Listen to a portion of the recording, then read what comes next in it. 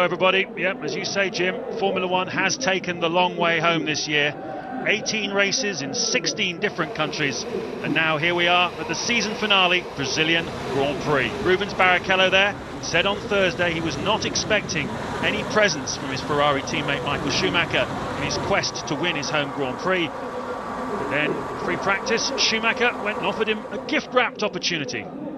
Crashing very heavily in practice, he had to take a new chassis and a new engine, and with the rules in Formula One, when you change your engine you go back 10 places on the grid, and that means that Michael Schumacher starts from 18th position this afternoon. But then this rain, as we know, could well play into the hands of Michael Schumacher, the lap record holder at this track here at Interlagos.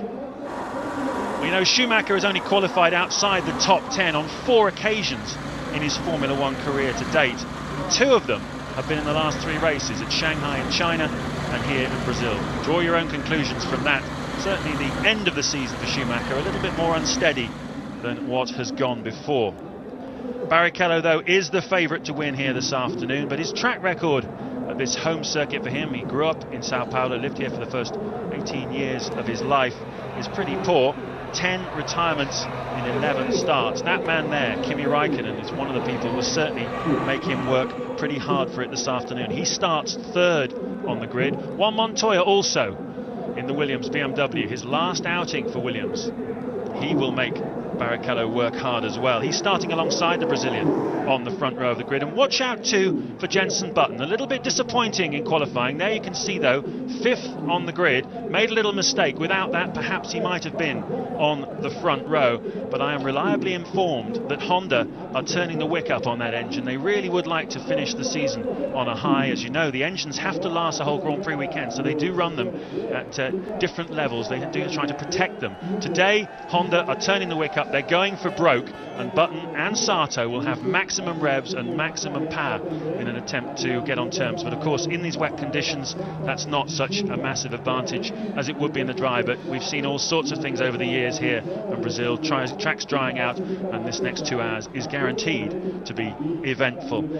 It is the end of an era in many senses. David Coulthard's last Grand Prix for the McLaren team after 9 years, 150 races together, and 12 victories. Juan Pablo Montoya and Ralf Schumacher, their last outing for BMW Williams before going off to McLaren and Toyota respectively. And as we've heard before, Jaguar's last Grand Prix, parent company Ford, that man there, Emerson Fittipaldi, he won world championships with Ford. And their association, Martin, with Formula One, you've driven for them in the past, ending after 38 years. You cannot underestimate what a feeling of the end of the era it is with Ford Motor Company leaving Formula One. No, it's sort of almost too difficult to believe, isn't it? And really, let's hope they're back soon. Many manufacturers have gone away from Formula One and come back again. BMW, of course, being one of them that's powering the Williams there. We're understanding that Ralf Schumacher's on Inters. Since I was on the grid walking back, it's drizzling rather than spitting with rain, and I think Inters will be the only option. That'll hand quite a big advantage, I think, to the Bridgestone runners. Now, while you're looking at that safety car there, is that if it's needed on the first lap, we've had so many crashes here, of course, in the first lap, and we know it's like a tunnel on the pit straight, high walls, nowhere to recover the cars. And that's quite a clever move. It's a very clever move because it positions the safety car so it can pick up the pack at the bottom of the hill leading into the pit straight, instead of course having to pick them up after they've been through the accident site once already. But the track is much wetter than it looks from that high camera angle, and we'll have to see what the drivers can make of this. Rubens Barrichello with most to lose. He's the fastest driver out there this weekend. You never really want variable conditions like this. You can tend to only go wrong. They're the Michelin intermediates there on Montoya's car. Rubens Barrichello with intermediates too. I think most people will be starting the intermediate tyre. It's a big gamble. The Michelins tend to like slightly damper tracks more than the Bridgestones do on the slick tyre, but I think, as Martin said, the track is damper than it looks. It's been raining here in Interlagos for about half an hour, and that's given the track a little greasy sheen. It's still drizzling here now, and well, as I say, a long, long way to go. 71 laps then of this 2.67 mile Interlagos circuit. One of the favourites for the drivers. You can definitely overtake here. 70,000 crowd this afternoon. Many of them have been here since about 7 o'clock this morning, playing their drums and cheering and screaming. It really is one of the best crowds of the year here in Sao Paulo. Lots of spirit, and they're very happy because their man Rubens Barrichello is trying to become only the 4th Brazilian in over 30 years to win the Brazilian Grand Prix. Carlos Pache, Emerson Fittipaldi, and of course the great Ayrton Senna, the only Brazilians to achieve that. We think that Coulthard and Villeneuve are on dry tyres. I think they've got less to lose than some of the others. They're quite a long way back on the grid. They're 12th and 13th of the 20 runners, and Michael Schumacher the back of the field on the inters. But remember, the intermediate Bridgestones, I'll go through it one more time, they have a much bigger window of operation. They will go further into a drying track, and they have to, because the Bridgestone dry tyres do not like a slippery surface. So there'll be a crossover, I suspect, in this race. I am told in the next hour the team's weather forecasters, who have been slightly surprised by the level of precipitation that we've had, they are expecting some heavier rain later on. But what would be going through my mind now, James, right now, as they come into the grid, is not how am I going to get away, it's where am I going to brake into the first turn. And it's going to be a complete unknown. I think you'll see varying levels of confidence as they head down, hopefully not to a front wing crunching situation. You saw Villeneuve going through frame, as Martin said, using the dry weather tyres. That's David Coulthard, and he too is on the dry tyres. We've often seen Coulthard, that's Villeneuve, I beg your pardon. So both the Renaults, it must have been Alonso before, both the Renaults using the dry tyres, I think, from the looks of things. We've seen Coulthard being more bold than many other drivers on a damp track, taking the dry tyre. He's got nothing to lose, as Martin was saying. And to give you an idea of the amount of progress they make in Formula One, Zolt Baumgartner's at the back of the grid in the Minardi in a time which, if he'd done it last year here, would have put him on pole position in front of the Ferraris. That's how much even the back of the grid teams like Minardi make progress. Someone's dived into the pit lane though. Bruni, we think, in the pit lane. Yes, Bruni has pitted in the Minardi. He was 19th on the grid. Presumably they want to change some strategy. Hopefully he does not have a problem.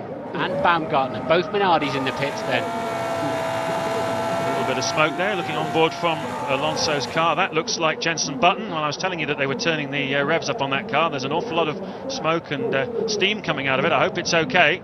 Here we go then, 5 lights on. When they go off, we'll be racing in Sao Paulo, Brazil. Great start by Barrichello. Montoya goes defensive, but it's too late. Raikkonen's through, and so is Felipe Massa. And the two BARs have not had a terrific start. It looks like one of them has dived in front, but no doubt who the leader is on home soil. It's Rubens Barrichello.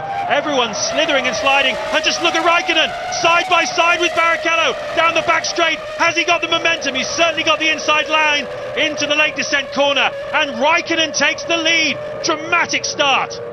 Raikkonen's got so much grip and confidence. Look at Montoya getting squeezed out on the outside of turn 4.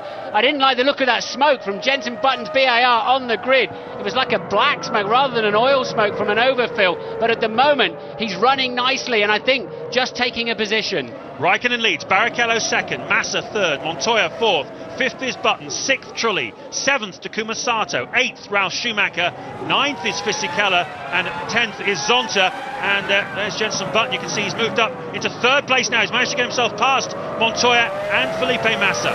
Well, Massa going well on the Bridgestones. I'm very surprised at Barrichello being so overcautious. Maybe it's because he's only ever finished this race once in 10 attempts. He doesn't want to throw it off on the first lap, of course. But at the moment, the Michelin runners definitely have the more confidence. Let's see if those Bridgestones get up to temperature. Michael up to 12th already. We're on board with him. He had oversteered through the fast corners. That's a scary experience at 180 miles an hour. Yep, the Jaguar Christian Klein, the one he wants to pass. A bit of a contact there. Schumacher has dived down the inside, but we saw some debris there, Martin. Which car did that come off? Schumacher running wide at turn 1 in his attempt to pass Christian Klein. There he is now, you see, going through your screen now. He's had to give back the place to Klein, but we saw some black car parts flying through the air there. Alonso, Villeneuve and Coulthard all on the dry tyres, 15th, 16th and 17th. They haven't actually, they're just going towards the end of the first sector now. Very, very slow on those dry tyres.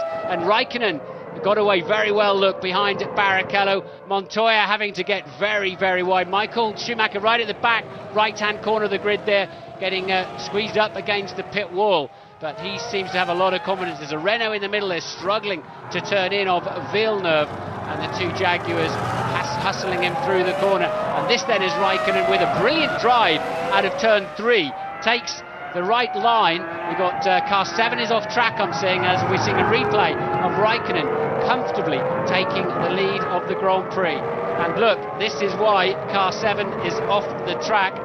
And is that 7? No, 7's Villeneuve. He's gone straight on at turn 1. That's Fisichella. That happened at the very early part of the Grand Prix. We're working on lap 3. You can see the order. Raikkonen, dramatic pass at the opening lap. Look at this though. Down the inside goes the BAR. Jenson Button and Felipe Massa having a terrific scrap there. Massa had passed Button and so had Montoya on that lap. We're now riding on board with Felipe Massa. Button has got himself back in front of him, and now Massa attacking again on the run down towards late descent. Michael Schumacher has spun. All going off here at Interlagos on lap 3. Tremendous action, and this is what you get when a drizzly condition happens on the racetrack. That's what happened to Michael Schumacher. Again involved with Christian Klien. No contact. There's a back end just swinging round. Yeah, so Michael just touching the white line on the inside sometimes pulls the car around, and this is where he spun in turn 2. He's been pushing very hard in there, and when it goes wrong for Michael, like back in China, it all goes wrong, doesn't it? Raikkonen led by 0.8 of a second from Barrichello. Montoya is 3rd, and look at that, right behind the Ferrari. Massa remains 4th. Button has a problem. That smoke on the grid looks like it could be terminal. They're clearing a space in the garage for Jenson Button. Disaster. Yeah, that's a real shame for him. There you can see now Barrichello is lining up Kimi Raikkonen. This is the favourite passing place here at Interlagos. He's right up in his draft. He comes down the inside. Barrichello for the lead in Brazil. Yes, he makes it stick. He does indeed. I'm surprised Raikkonen didn't make him go the long way round. I think he probably realised with a toe and extra speed off Jung Kao, he was always going to pass him. But Raikkonen making that particularly easy for Rubens Barrichello. Now then, 0.8 of a second separate the top 3, with Felipe Massa keeping them in sight down the back straight. Sato 5th, Ralf Schumacher 6th, Trulli 7th. Here is a replay. The perfect slipstream came out actually quite late. Vortices turning and boiling off the back wing of that Ferrari as it pushes it into the ground, and he's got tremendous braking capacity when he gets there, and that, I fear, is Jenson Button. Well, I told you they were going to turn the wick up this afternoon. It has not worked, but they didn't have anything to lose really. They're pretty sure that Renault are not going to score 16 points, is what they need to do to overtake them for second. There you can see the smoke, which we saw on the dummy grid, is, well, it's terminal once again for Honda, but what a tremendous season they and Jenson Button have had. 10 podiums this year. He continued on past the pits, as you can see. He wanted to keep racing because he has proved this year he is a true racer. Fastest man on the track at the moment, though, Martin, is one Pablo Montoya. As you can see, he's closed right up behind Kimi Raikkonen. That last lap for Montoya, a good half second quicker than the 2 men in front of him. Felipe Massa, interestingly as well, is keeping pace. We believe he's running a lighter fuel load than the others, but he's got a lot of straight line speed in that Sauber. Yeah, and these Bridgestone Inters are now delivering the kind of pace we're expecting. Ralf Schumacher is pitting. I suspect that is for dry tyres. This is Coulthard and Villeneuve fighting over last place. They're on dry Michelin tyres, and it's not working out for them. Alonso, though, on dry Michelins, now the fastest man on the track by 2.6 seconds. The track is changing corner by corner, and the Michelin's really coming on song if you're on dries. I suspect we'll have to see Raikkonen pit at the end of this lap. This is where the Bridgestone Inters can go. That window is wider. They can go a little bit further. It's not looking too bad then for Alonso. He's on the right tyres. He's 15th in this race at the moment, but 22 seconds down on the race leader. But you need around about 21 or 22 seconds to make a stop here. So he's going to pass a lot of people in front of him who have to make pit stops. It's going to get very busy indeed in the pit lane in a minute, and Ted Kravitz is down there. That Renault time was the trigger for all of them. They're now coming out for Juan Montoya. McLaren are out. BAR also out for Takuma Sato. The ones who aren't, of course, who can go the longest are Ferrari, but how long before Rubens Barrichello has to put on slicks? Indeed, as we said, now you've got then Barrichello first, Massa, a Brazilian 1-2. and the crowd are surely going crazy as we see it. Raikkonen, Montoya in the McLaren, and the Williams. Sato into, as is truly in the Toyota, who was running 7th. Christian Klein is 5th for Jaguar. He's on Michelin tyres. He has not stopped. Neither is his Jaguar teammate, Mark Webber. They're going for a little bit of glory side by side down the pit lane. It looks to me like a Montoya-Raikkonen battle, that one, Martin. Well, they're going to be very close. Here's Michael Schumacher. He's gone for dry tyres as well. That little gamble of putting heavy fuel in his car for qualifying yesterday didn't work. And, well, what can Schumacher do from here? He's going to be well back. Raikkonen and Montoya will be teammates at McLaren next year. They were nearly sharing the same piece of tarmac, exiting the pit lane, and Montoya has braved it out around the outside, makes it stick, and he's taken the place. This is important psychologically for these two. They're going to be teammates at McLaren next year, as Martin has just said. And, well, whoever gets on top in the final Grand Prix of the season, going into the winter, they'll be looking at each other throughout winter testing. A huge programme of work going on. And Raikkonen will know, or whoever loses will know, that the other one beat them in the final race. Massa 1.3 seconds faster than Barrichello in the first 2 sectors as Button walks back to the pit. Massa's about to take the lead, unless he has to pit for fuel anytime soon. Imagine he can go quite a bit further yet. But and Barrichello pits. Massa is in the lead for Sauber. Absolutely extraordinary here at Interlagos. There is the former race leader, Rubens Barrichello. Felipe Massa in only his 34th Grand Prix. The 23-year-old Brazilian is leading here at Sao Paulo.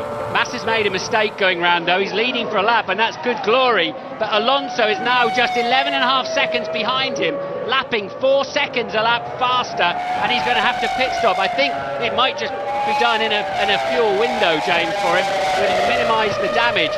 He was expected in sometime around lap 10 or 11. This is lap 7 that they're on. But Alonso, the man on the move, now up to 3rd place. Second, actually. That was Mark Webber in the Jaguar, pitting from 6th place, so staying out seemed to have worked okay for him. We enter a chaotic phase now where everybody sorts themselves out. We still haven't seen Massa in the pits. We have not seen Alonso. We won't do either because he's on the dry tyres. Klein has been in. Heidfeld in the Jordan has not been in. He is up into 5th place. That's Zolt Baumgartner in the Minardi. The track drying out here in Brazil. This is lap 7, and Massa, there he is, still the race leader. Is he going to pit this time? Yes, he is. He dives down to the left. His lap of glory was a sweet memory for him, but the man you've got to watch out for here is Fernando Alonso, because I believe he is leading this Grand Prix now. Rubens Barrichello having made a pit stop. Yeah, that's how Alonso moved up to 2nd. Now, as you say, he's moved up to 1st. He's lapping in a 1:15.6. Those on the intermediates are doing sort of 22s and 1 minute 23s. So Alonso leads from Montoya. Raikkonen, Heidfeld in the Jordan is up into P5 at the moment. Ralf Schumacher 6th, he has stopped. Fisichella 7th, Sato 8th. Barrichello came out and is showing his 9th. Villeneuve started on dry tyres, up to 10th. Him and Coulthard now lapping nicely. Tremendous scrap going down the straight there. Takuma Sato involved in that. Fisichella, Barrichello. There he is in the Ferrari. So it's all chopping and changing here at Sao Paulo, Brazil. This is lap 8, and Fernando Alonso has taken a gamble on the dry tyres in the Renault at the start of this Grand Prix, and it's starting to look as though that Renault is looking pretty handy here.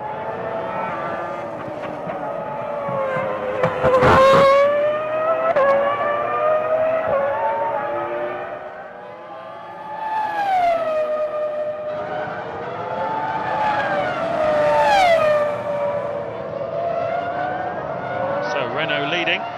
Villeneuve in the other Renault is up into 10th place. There we can see a replay of one of the 2 Jaguars. In fact, they queued up. Klein came in first, and Mark Webber came in just behind him for the dry tyres. And, well, we saw Villeneuve and Coulthard right at the very back of the field just a few laps ago when it was wet condition.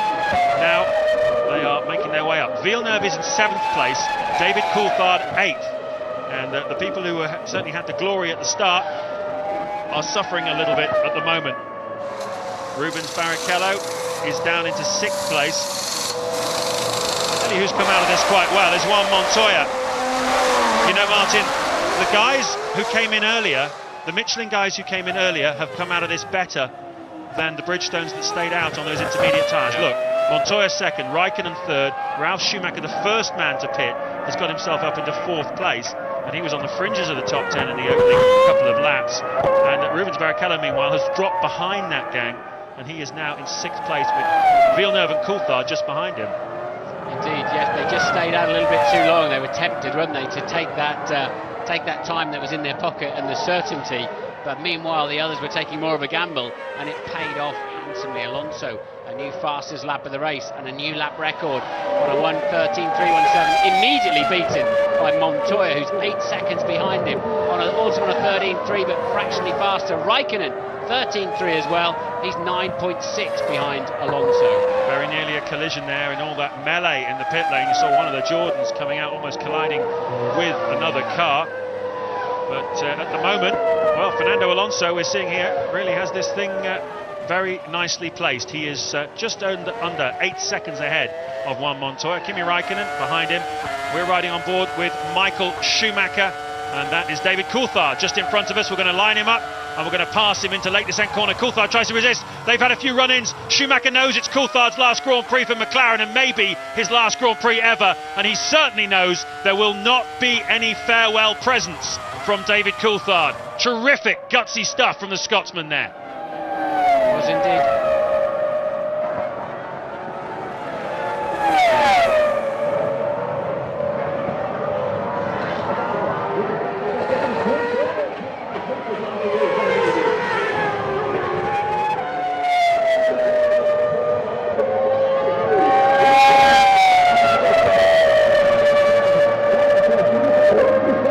Lap 11 of 71 in Sao Paulo, Brazil, the final race of the 2004 World Championship, and it's a thriller. Fernando Alonso is leading ahead of Juan Montoya and Kimi Raikkonen, but look at this, Michael Schumacher trying to get alongside David Coulthard. Coulthard going to resist him, no? He squeezes him up the curb on the inside. We know that Michael took some wing off because he had to take a 10-place drop on the grid. He had more speed down the back. Coulthard saying, "You're not coming past me, mate." 100% of people think that DC is out of Formula 1 next year. Cawthorne, myself and Coulthard himself are absolutely sure we're going to find something for him, and he's racing pretty feistily today. They're fighting over 8th place at the moment. Alonso on a 1:12.9, a new lap record. He's absolutely flying. You're just watching a replay of Montoya and Raikkonen braving it out down the pit lane. Yeah, we saw that earlier on. They both rode over someone's walkie-talkie, so I don't imagine there'll be too much sound coming out of that from now on. Jenson Button went for glory here, turned the wick up on the Honda. It hasn't worked. He's talking now with Louise Goodman. Yeah, Jenson, as James has just been saying, Honda said they were going to turn the wick up for this race. Looks like they turned it up a bit too high. As far as I know, there's no difference to the last race.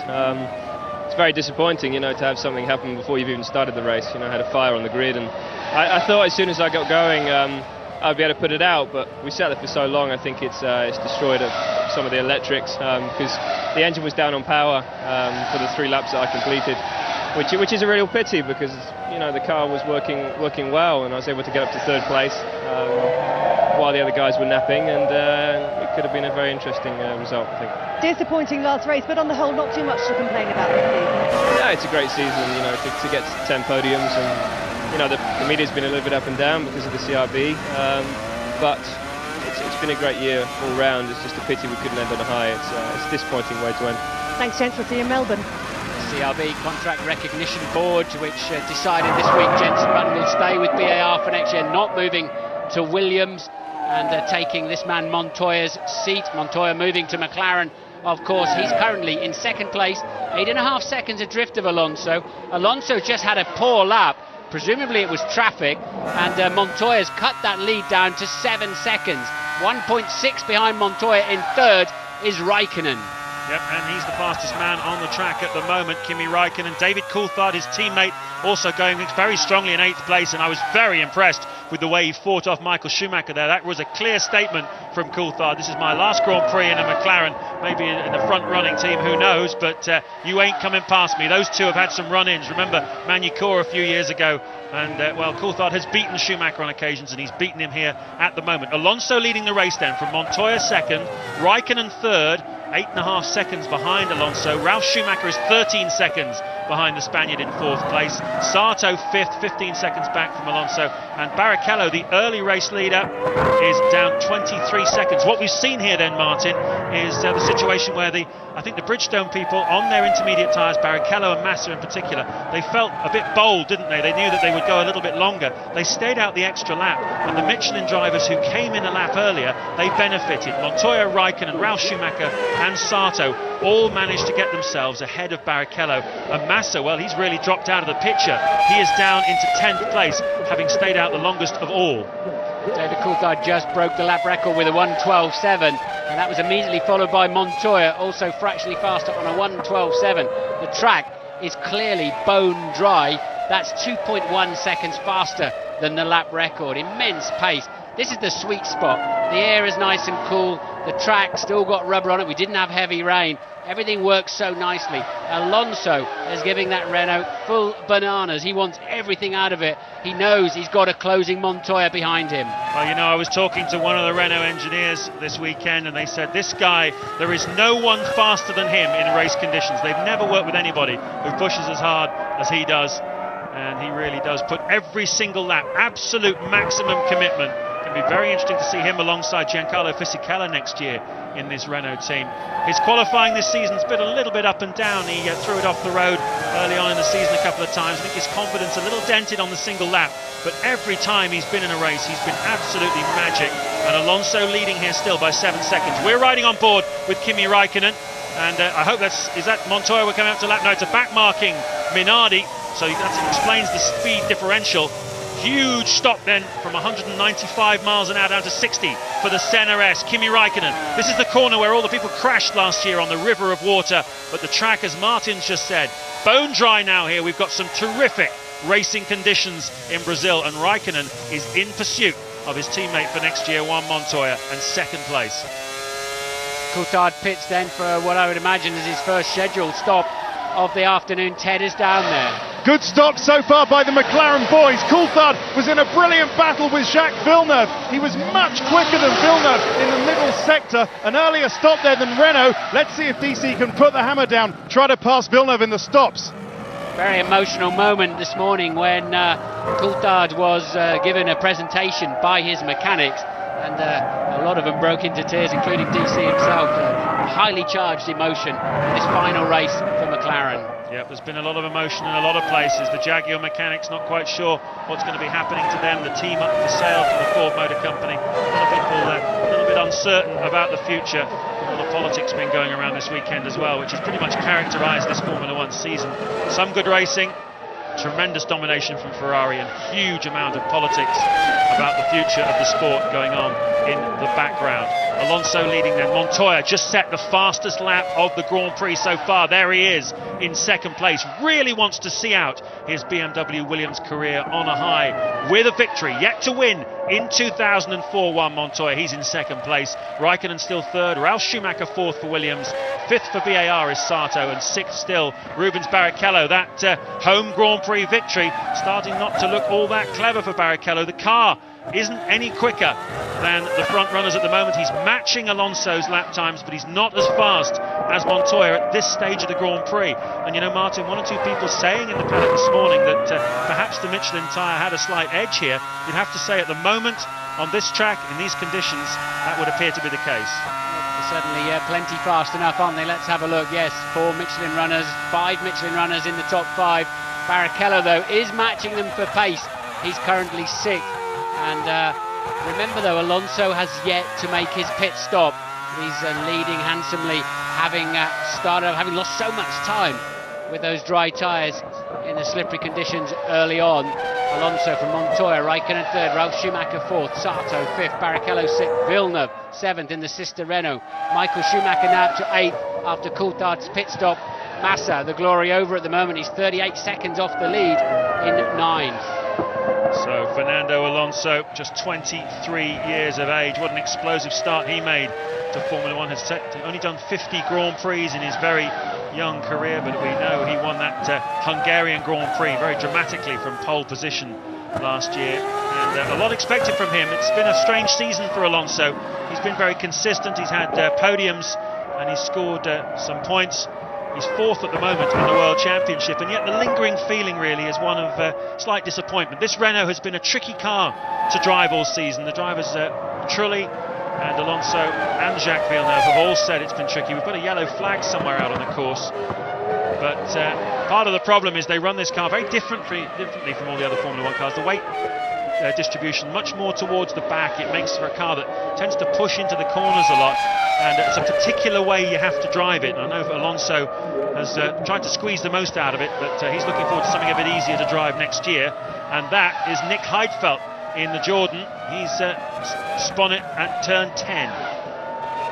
The smoke there, sometimes you get a welling up of heat, and that makes things smoke a little bit, or whether he had a particular mechanical problem, we'll try and find out for you. Meanwhile, Barrichello smashes the lap record yet again. He's P6, but he's doing a 1:12.4. Supreme skill out there this afternoon, James. Yeah, it certainly is. Barrichello 5 seconds behind Takuma Sato, and at the moment 24 seconds adrift of Alonso. A lot of work to do here for Rubens Barrichello. We're riding on board with one of the two Saubers. Nice rearward shot. You can see the grandstands here in Sao Paulo packed with enthusiastic people from the area called Paulistas. It's a tremendous city this, lots of nightlife, lots of excitement. Into the pits though comes the race leader Fernando Alonso. This is lap 18. Remember, he started on dry tyres. This is his first pit stop of the afternoon, so he was carrying a reasonable amount of fuel in qualifying yesterday, and he's looking pretty good at the moment. Montoya responds immediately by setting the fastest lap of the Grand Prix so far, a 1:12.2. He will take over the lead as a 2-stop fuel load goes into Alonso's car. We'd have to say this is working out better in terms of strategy unfolding, James, for Alonso at this time. But as you say, Montoya, who now leads the Grand Prix, extremely fast. He's pulled out a gap of about 3 seconds over Raikkonen. The third place man at the moment then will be the sister Williams of Ralf Schumacher.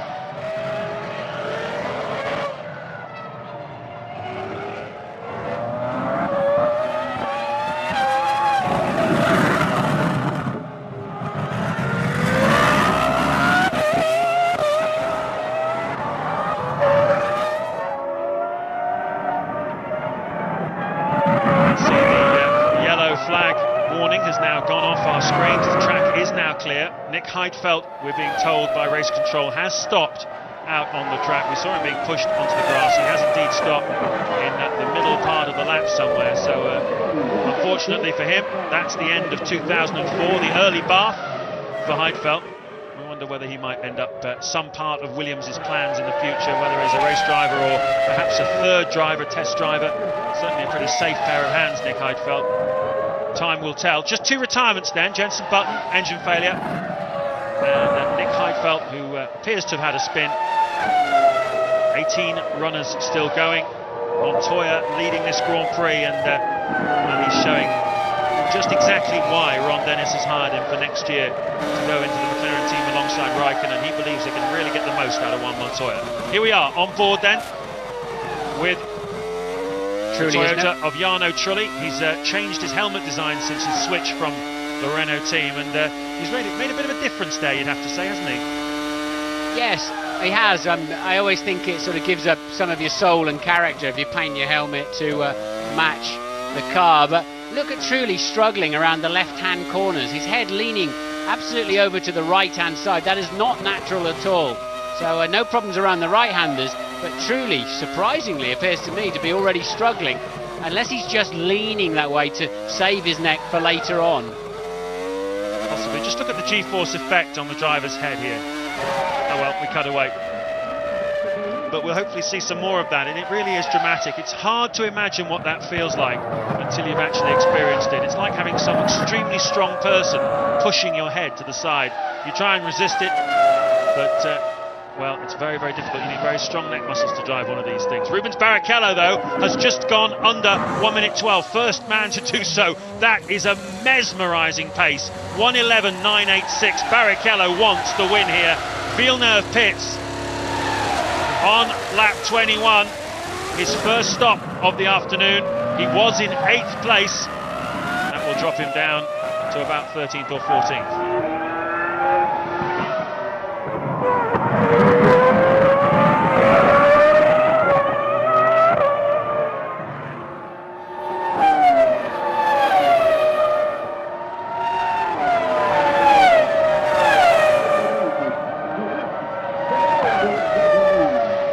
22 of this 71-lap Brazilian Grand Prix, final race of the season. The man in form at the moment is very much Juan Montoya. He's leading this race by 4 seconds now from his teammate for next year, Kimi Raikkonen. Ralf Schumacher in the Williams is third. Look at the speed differential there. Montoya, he is really charging here. This is great to see. You can see why McLaren wanted him. They said yesterday, Ron Dennis said, we believe we can get so much more out of Juan Montoya than the Williams have managed to do. He's put a bit of weight on this season. He's had an up and down year. We believe we can really do something with this guy. He is a sensational driver, wonderful car control and so aggressive.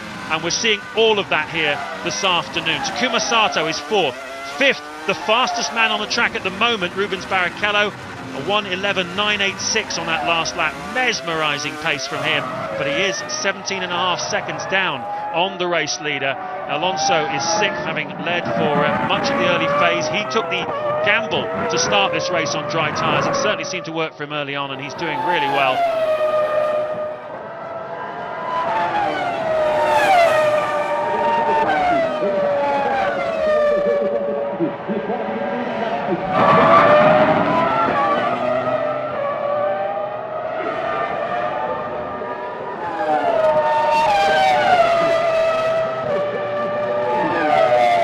Schumacher has just been on 11.958. Barrichello's going to be 1:11.62. Enjoy this, because the cars are changing fundamentally for next year, and they're going to be quite a bit slower. And then 2.4 V8 engines for 2006.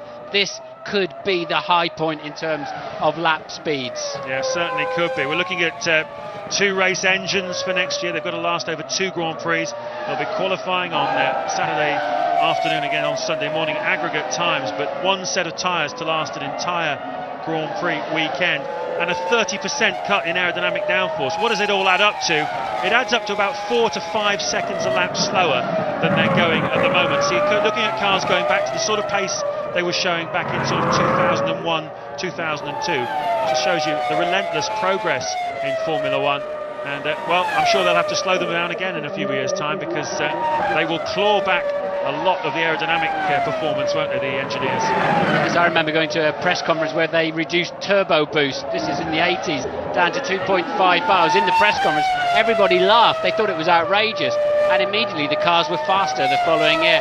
We know how skillful the engineers are, and all of the instruments they have available to them with the wind tunnels and the data and simulation. They'll haul some of that back. But I have to say, this is a big change. Michael Schumacher, we are on board with, and he's just 0.2 behind Alonso, who of course recently stopped, put a lot of fuel on board. Alonso is on course. I think he's nicely on schedule, how he anticipated his afternoon running. Renault's ran much further than anybody else. They were the last 2 to stop. Michael's prodigious straight line speed, not quite enough there to get past Fernando Alonso. Yep, it's a terrific scrap though. You can see he's not going to give up. This is the corner where Schumacher had his accident on Saturday morning. He lost it there, the car snapped left, and he buried it into the barriers at over 120 miles an hour. Mark Webber, oh no! A sad end to his career with the Jaguar team. He's knocked the front wing off, presumably trying to pass. Oh no! That's just what they didn't need. What a sorry way to end Jaguar's adventure in Formula One, and it's not been a successful adventure by any stretch of the imagination, and that is as bad as it gets, hitting your own teammate. Yeah, Mark will be extremely sad about that. Not as sad, I imagine, as the bosses of the team. I was talking to Dave Pitchfork and Tony Purnell. They said, oh, just for the boys have kept their chin up. They've been so brilliant. We want the cars to finish, and well, that is worst case scenario. Certainly is. Jaguar pulling out of Formula One, but they are going to stay, keep some initiatives alive. They sponsor a program called F1 in Schools, which is designed to get young school children interested in engineering. It's a wonderful concept, and they're going to continue to sponsor them and bring young engineers into Formula One in the future. Well, Ted's down in the Jaguar garage. It must be a pretty sorry atmosphere there, I would imagine. Oh, it's terrible. The arms went up, shaking their heads. They cannot believe it. Furious scenes on the pit wall. They're actually coming out into the box to see if Mark can make it back. In fact, Christian Klein is also coming back. See if they can get him back out in the race, salvage some kind of result from this sorry Grand Prix. Yeah, well, Mark, you wouldn't have seen it, Ted, as you were hunting down the Jaguar people. Mark out of the car and on the side of the racetrack. Klein, as you say, in the pits for a new nose. And well, Mark's done a brilliant job for the Jaguar team. I have to say that's the last thing I thought he'd do. Yeah, really, really strange. But there we are. I don't think he's got an awful lot of time for Christian Klein. Doesn't have a huge amount of respect for him possibly, and I think he was trying to press on a little bit. Who knows? We're looking though back from the car of Fernando Alonso. That's Michael Schumacher, 7 times world champion, and he started down in 18th place this afternoon. He has got himself up into 7th. And he really would like very much to get past this Renault of Fernando Alonso, who's carrying quite a lot of fuel at this stage of the Grand Prix. Look how the Ferrari engine allows him to get closer. Then the bite point of those brakes on the Renault means it stops. Schumacher has to react and stop as well. He's adjusting all the time the brake bias in the cockpit of that car. He's working really, really hard, Michael Schumacher, to try and make something of this afternoon. This is lap 26. Montoya is still leading, and we've got a Minardi in the pits. That's Zolt Baumgartner making his 2nd stop of the afternoon. Whoa! Very close exit for Montoya, right up behind Ricardo Zonta, another Brazilian driver in this field. And that just shows you how hard Montoya is charging this afternoon. Zonta goes a lap down then, and is that a crane moving there, or just a TV camera sweeping past the crane? Whatever it is. But Ralf Schumacher pits then in the Williams from what was 3rd place. And it's going to take some keeping hold of this strategy this afternoon with all of the different tyre change points. For example, Michael Schumacher pitted on lap 5 and took 6 seconds worth of fuel. Alonso pitted on lap 18 and took 9 seconds worth of fuel, but they're running line astern on the racetrack. It's going to unfold completely differently to how it looks at the moment. Certainly is. Just to give you some sort of measure, what Alonso is doing is what they would have done in a normal dry race. Gone to around about lap 17 or 18, and then either gone for a 2-stop strategy, which would bring them in around the mid-40s, or perhaps a little bit less fuel at the first stop would have taken them through to mid-30s, and then again the mid-50s on a 3-stop strategy. So obviously, having stopped much earlier than that, lap 5 or 6 for most of the runners, their strategies have been changed. We'll try and keep on top of them. Alonso's the one who's doing what we would expect, and which is also incidentally the fastest way to do the Grand Prix. So he's looking quite clever at the moment. Montoya lapping in the mid-12s now through the traffic. Strange then, working with Villeneuve and Coulthard 11th and 12th, lapping in the 14th. Unless something happened, if the yellow flag will be to recover, presumably to recover Mark Webber's Jaguar. But a good scrap going on, Villeneuve and Coulthard. Sato and Barrichello pit then at the end of lap 27. From 3rd and 4th places respectively. There's Barrichello, was 4th. Is he going to get ahead of Sato? Well, Sato's just pulling out down the pit lane. Barrichello was behind him, so he will not have got out in front of Takuma Sato. In the Ferrari pit box, the first one in sequence here in Brazil, and VAR being about 150 metres further down the pit lane. Montoya then on lap 28 just set the fastest first sector of anybody in the Grand Prix so far. We have, and the second sector as well. We've got a yellow flag out on track. You're not ideally placed to go too quick with the yellow flags out, but Montoya, that's why he was going quick. He's coming into the pits. So really the first scheduled stop of the afternoon, and it's not driven by being on the wrong tyres, and Ted is down there as ever. Williams tell me that he's been having trouble seeing. The inside of his visor, Martin, has missed it up. It's just started to spit again with rain, so they've been trying to get a cloth in there to wipe the inside of his visor, but a decent stop for Montoya. Yes, and it tends to mist up even more. You're sweating heavily inside the car, and as soon as you stop the airflow coming through, it gets worse and worse. This is the fight I was telling you about. 11th and 12th, Villeneuve and Coulthard. Now back down into the 12s again. I think they just came across some traffic. Yeah, they're good friends, these two. David Coulthard very happy to see Jacques Villeneuve back in Formula 1. They put their motorhomes next to each other at European races. Michael Schumacher pits from 5th place. Kimi Raikkonen is the new race leader because of that stop for Montoya just a moment ago.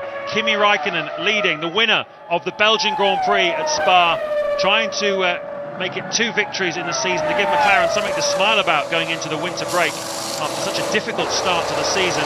There's Jarno Trulli in the Toyota.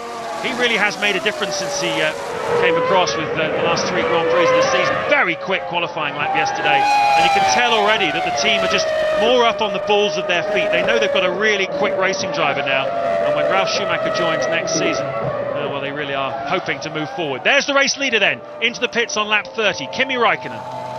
Montoya meanwhile just left the pits and done the fastest middle sector on his out lap. He's on it. And we saw Montoya looked like his clutch was just about trying to bite as he was leaving his stop. Raikkonen had no such problems as we watched him go away. Montoya then now leads the Grand Prix from Alonso, Ralf Schumacher. Michael Schumacher's left the pit, showing 5th. I suspect he's a little bit down from that. He is indeed. So Sato's up to 5th then. Barrichello 6th, Massa 7th. Trulli has pitted as well. So Fisichella then up to 8th, Villeneuve 9th, Coulthard 10th.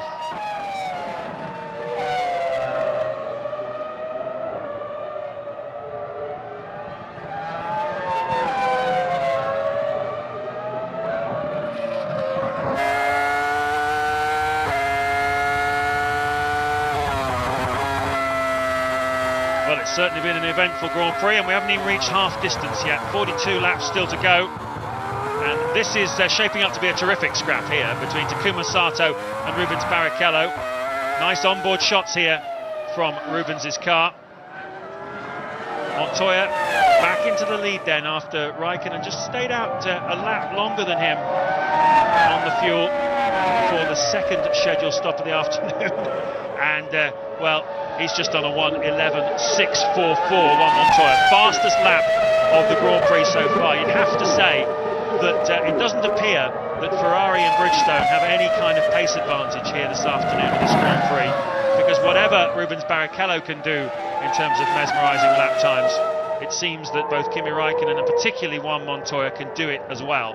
And well, this bodes well for a very eventful second half to this race. You can see the car is jumping about. As Martin said, he set the fastest middle sector of the Grand Prix of anybody so far on his out lap, full of fuel, brand new tyres. That's how hard he's pushing.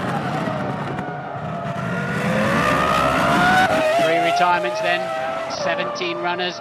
Webber we saw running into his teammate and then tobogganing off on his own nose, his own front wing I should say. Heidfeld, mechanical problems in the transmission, spun him off the road in the middle of the lap, turn 10 in fact. Jenson Button, electrical fire on the grid that eventually he succumbed to very early on in the race. On board Ralf Schumacher, just a half a second shy then of third place man Fernando Alonso. Terrific onboard shots from Ralf Schumacher. A few spots of rain just starting to hit the camera. Are we about to get into another drizzly phase? It certainly looks like it. Just looking out of our commentary box window, yes, I can see it's drizzling quite steadily now. And this will play into the hands of the Michelin teams for as long as they can stay out there on the track. The drizzle doesn't affect them as much as it affects the Bridgestone. So Barrichello bidding to become only the 4th Brazilian to win his home Grand Prix. Down in 6th place at the moment, will not be happy to see a few spots of rain at this point.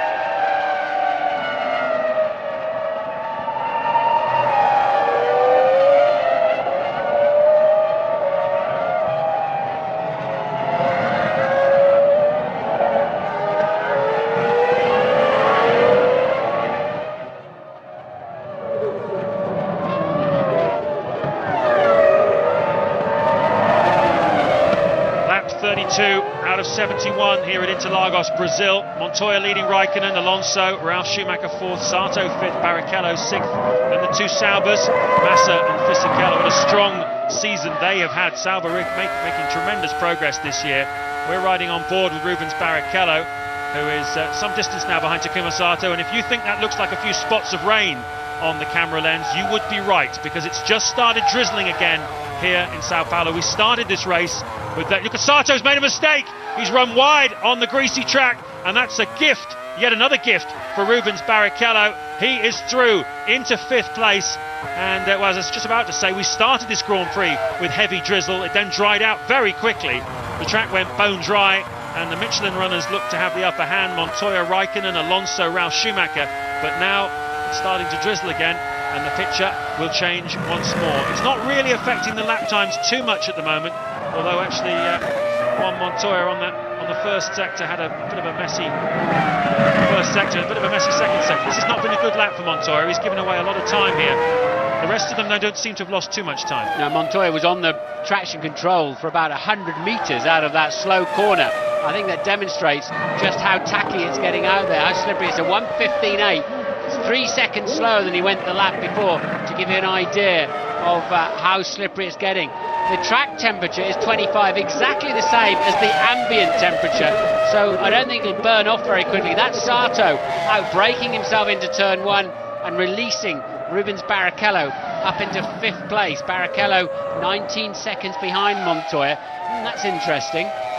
He's doing 1:13, so Montoya did have a poor lap. You're absolutely right, James. Yeah, he did. The others are all lapping in the 1:13s. A second and a half slower than the fastest lap we've seen so far, but quite a few of them are carrying a reasonable amount of fuel at this stage in the Grand Prix. So yes, there's drizzle, but no, it's not really affecting lap times too much at the moment. You can see that Massa is not even thinking about going for any kind of wet or intermediate tyre on that stop. He goes back out on dry, so clearly they don't feel it's going to last. Schumacher's quiet, isn't he? He's down in 9th place, up in there early 1:13. It's pretty solid pace, you have to say, but 5.5 seconds he was behind Massa before Massa just stopped. So Michael, quite quiet out there at the moment. Well, we've lost 3 drivers at the moment in the Grand Prix: Mark Webber, Jenson Button and Nick Heidfeld, and Nick is talking with Louise Goodman now. He is indeed, James. Nick, transmission failure, disappointing end to the race, disappointing end to what's not been the best season for you on the whole, has it? Yeah, definitely. I hope to end this race on a high, if you can say so. Wanted to give the team a good race. We hoped for rain. It did rain in the beginning, now it's just drizzling, so I always hope for, you always hope for a very good last race. It's a disappointment for sure. Let's look forward to next year. There's been talk of you maybe in a Williams. What can you tell us? I don't know a lot about that really. I mean, I hope that I have a chance there. I nearly had a test there in the summer, and it would be great if they give me a chance. Thanks, Nick. I understand Nick may well be on the list.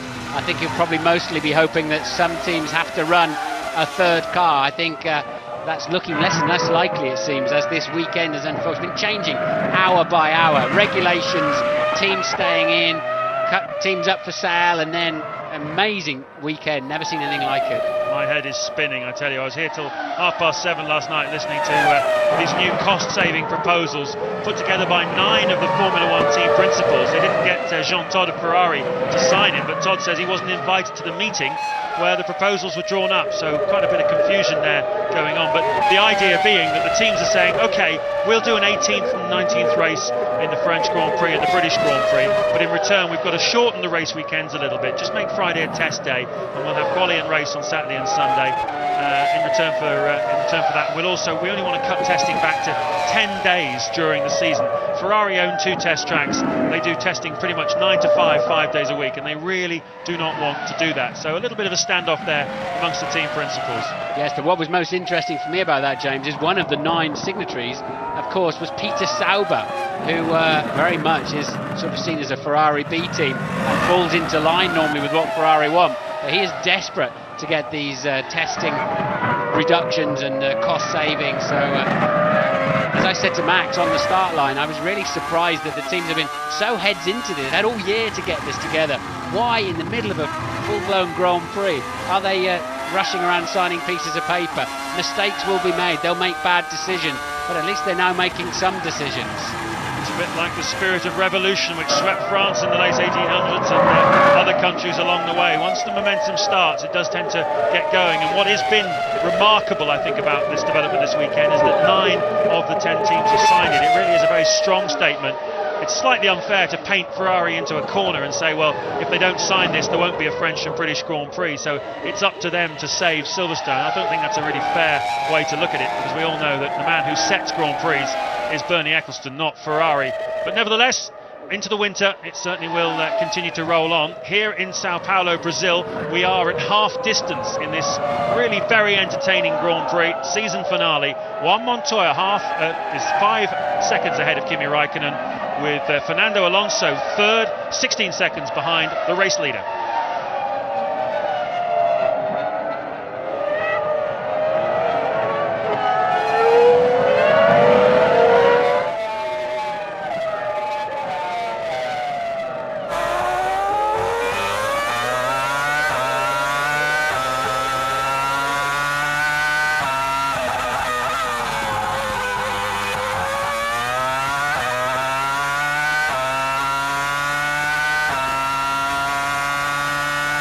Nice on-board shot. Fernando Alonso running in 3rd place, trying to get Another podium here this season. Started the championship with a podium in Melbourne, Australia. Hasn't managed to record a win this year as he did last year, but long way to go yet here in this Grand Prix. He's got Ralf Schumacher just over a second behind him in 4th place, and Rubens Barrichello another couple of seconds back from that. So as you can see there, 4 big names in Formula 1, all circulating pretty close together. Alonso, Ralf Schumacher, Rubens Barrichello, and then Takuma Sato just behind them as well. Michael Schumacher having a very quiet afternoon by his standards, down in 7th place. And he's got a healthy margin over Jacques Villeneuve and David Coulthard, who are still battling it out for 8th and 9th places. Villeneuve would dearly love to score a point here this afternoon. At the moment he's on target to do so. Coulthard would love to end his association with McLaren with a point as well. Let's not forget, those two started this Grand Prix on the dry tyres, as did Fernando Alonso.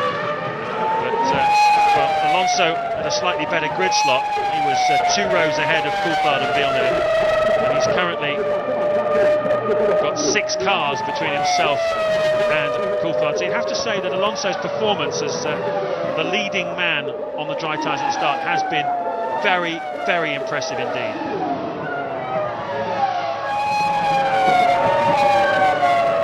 Still only 3 retirements then, James.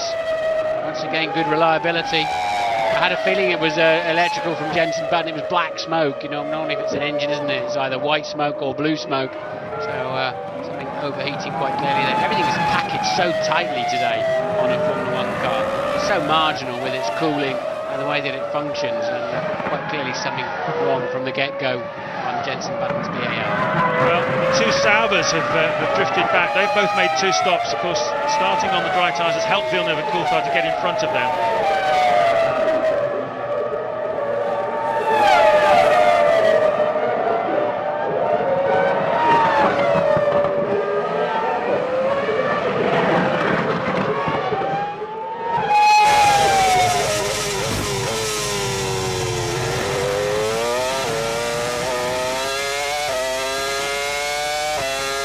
Second half of this Brazilian Grand Prix at Interlagos. James Allen and Martin Brundle with you, Luis Goodman and Ted Kravitz down in the pit lane. You're riding on board with the 2nd place Kimi Raikkonen. He's 5 seconds behind Juan Montoya on his final outing for the BMW Williams team, trying to get just his 4th victory in 4 seasons with the team. A balance sheet which you'd have to say is not all that brilliant considering the promise that Montoya had, how good a car Williams had on and off over the period, but they really have fallen behind Ferrari in the time that Montoya has been there.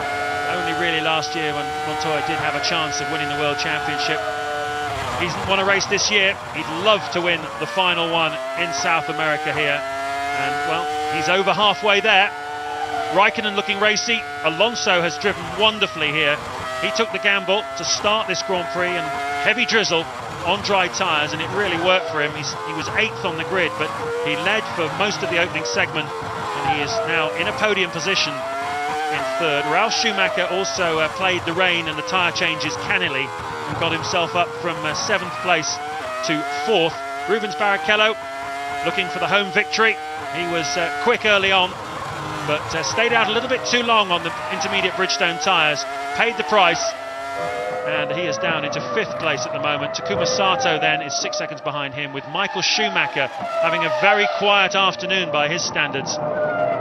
Once again, ending the season on a rather a low note as he did last year, but it's been a season all about Schumacher this year. He's just started to squeeze on it though, James. Got into the 11s now. He's fastest man on the track last time around by 3 or 4 tenths.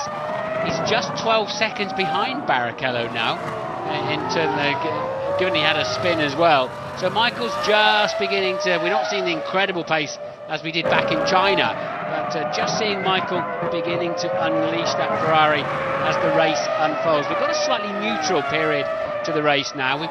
They all pitted, the key runners pitted somewhere between laps 25 and 29.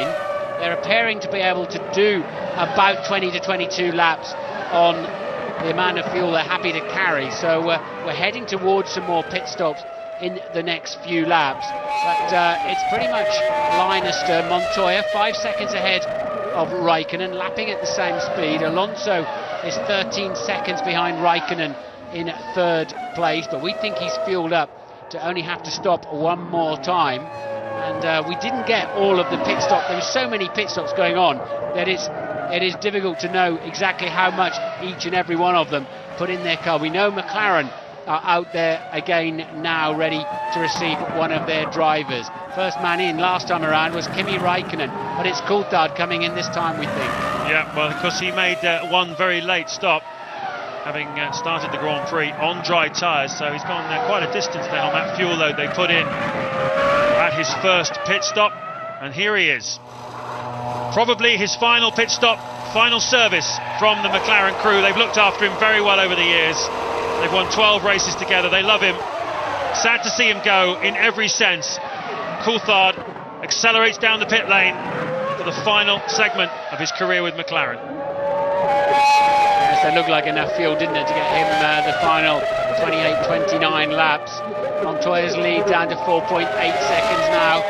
Räikkönen nibbling away at that. Alonso still hanging on, still lapping quickly in third. It's shaping up for a great final run in, isn't it, to the checkered flag? Certainly is. It's been an afternoon when the Michelin tyres and the Bridgestone tyres has not been a great deal to choose between them. The Ferrari, the Williams, the McLaren. It's not been a typical Grand Prix in 2004 sense, because 2004 has been so utterly dominated by Ferrari, who come here looking for their 16th win of the season. If they were able to achieve it, it would be a record. McLaren won 15 back in 1988. The great Ayrton Senna and Alain Prost sharing out the spoils between them.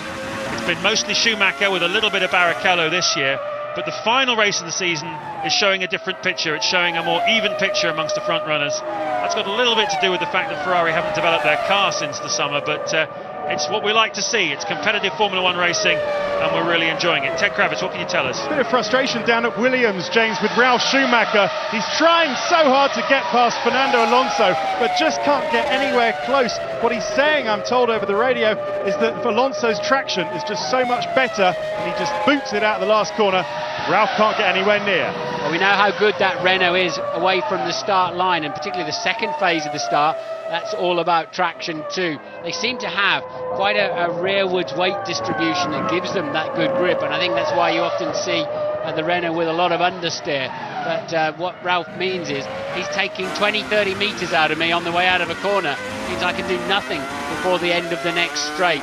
Alonso then happily going round in third place. Ralf though 1.8 seconds behind him, so just about in his dirty air, but hardly menacing his mirrors.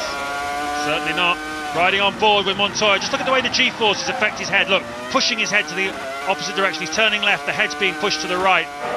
Big G's being pulled around this circuit. It really does stretch the driver's neck, and it's an unusual track as well in that it runs in an anti-clockwise direction, so there are more left-hand turns than there are right-handers, and generally speaking most tracks are designed the other way around. They're more rights than left.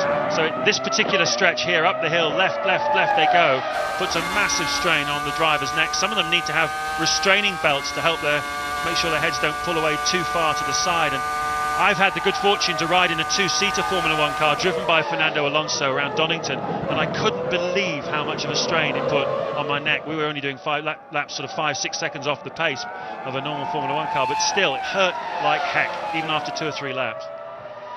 It does. We used to wear a block on the side of our helmet to lean against the car, but you're not allowed to do that in case it affects the way the helmet and the padding works in the event of a big lateral accident, big sideways into the barrier accident. But Alonso, Ralf Schumacher and Barrichello, 3rd, 4th and 5th, now just 2.7 seconds adrift. Look, you can see them all in your screen, and Louise is down at Jaguar. Yeah, I am, Martin. A lot of heavy hearts down here, as you can imagine. Their main man, Mark Webber, out of the race. To make matters worse, it was teammate Christian Klein that he tangled with at turn 1. In fact, that's where Mark is still at the moment, sitting on the grass on the outside of the corner, just watching the other cars go by.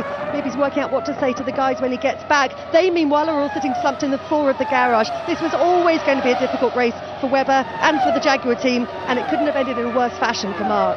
Yeah, well, I'll avoid making any kind of reference to the donkey, but I wonder if he'd been in the cockpit of the car, whether things might have been a bit different. That was a very unfortunate collision a few laps ago between Mark Webber, and you can see him sitting on the right there, Mark Webber, just his little green overalls on the outside of turn 1, just watching the unfolding action, wishing that he was part of it. One of the best drivers in Formula One, undoubtedly.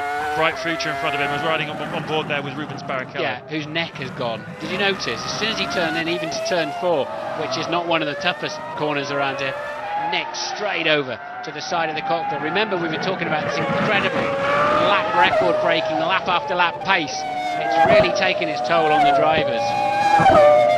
Webber sitting there watching this action, and he'll be pleased with what he sees, because this car here, leading the race by almost 5 seconds, is the car that he will be driving in the winter tests starting in November. He'll get behind the wheel of this very car with the BMW engine, start to get some idea of where that car is at as a reference, and then throughout the winter with the 2005 spec car, very, very different, 30% drop in aerodynamic downforce on that car.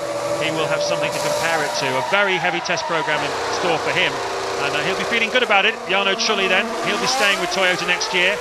He makes his 3rd stop of the afternoon. We had to report, because it was the case, of just how much slower Villeneuve was than Alonso in the Japanese and Chinese Grand Prix. It is not the case today. He's been matching Alonso's pace all the way through the Grand Prix, and often a tenth or two faster. We hear that the Jaguar team are preparing for the final stop of the afternoon, their final stop for a while. Never say never, but they'll be back in Formula One. But at the moment, of course, the Jaguar name is going to disappear. And I was just talking about Villeneuve in the pits then for his final stop of the afternoon. And of course, his final stop for Renault as well, I'd imagine. He's off to Sauber next year. Yeah, he's doing a good job today, Jacques Villeneuve. Came in for a bit of heat for his performances in China and Japan. Japan wasn't really his fault. It was such an extraordinary weekend with such heavy rain on Friday, and then the typhoon threat, which cancelled all the action on Saturday. He really had no time whatsoever to set the car up. So it wasn't really his fault. But here this weekend at Interlagos, he's done a very good job. He's just made a pit stop. Alonso, his teammate, is coming into the pits in the sister Renault. He was 5th. Villeneuve pitted from 8th place.